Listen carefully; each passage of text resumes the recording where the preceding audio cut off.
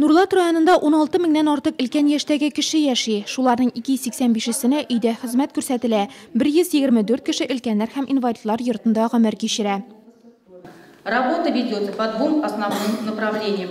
Помощь тем, кто не может самостоятельно себя обслужить и нуждается в посторонней помощи, и реализация стратегии активного долголетия.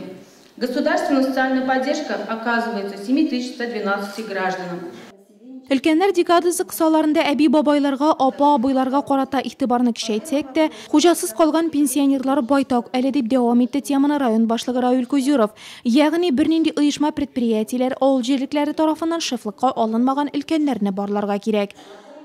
Надо руководителям максимально в течение этой декады провести свои мероприятия и дойти практически до каждого ветерана. Но я не говорю, что там можете все весь финансово дойти, но иногда кому-то какое-то внимание надо зайти, просто послушать, пообщаться, чтобы не были забыты.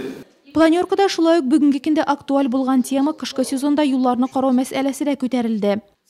Для обеспечения беспрерывного движения по всем направлениям в наличии имеется необходимая дорожная техника, которая после окончания сезона зимнего содержания весной 2017 года была отремонтирована, покрашена, оборудование помещено ответственно на хранение.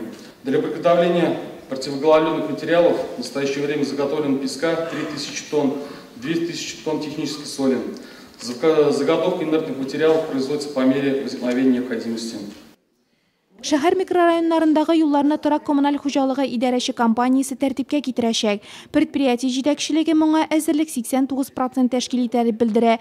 7 донә кар чистартучы техника бар. Ел азагына кадәр аларның саны тагы 6-га артыр дип көтелә. Киңәшмәдә шулай ук халык контроле порталы эшчәнлеге, ЕСИА системасына кушылу сораулары да каралды. Санитар закончалык өлкәсендә җирле үзидарә органнары белән хезмәттәшлек итү буенча отчет тыңланды.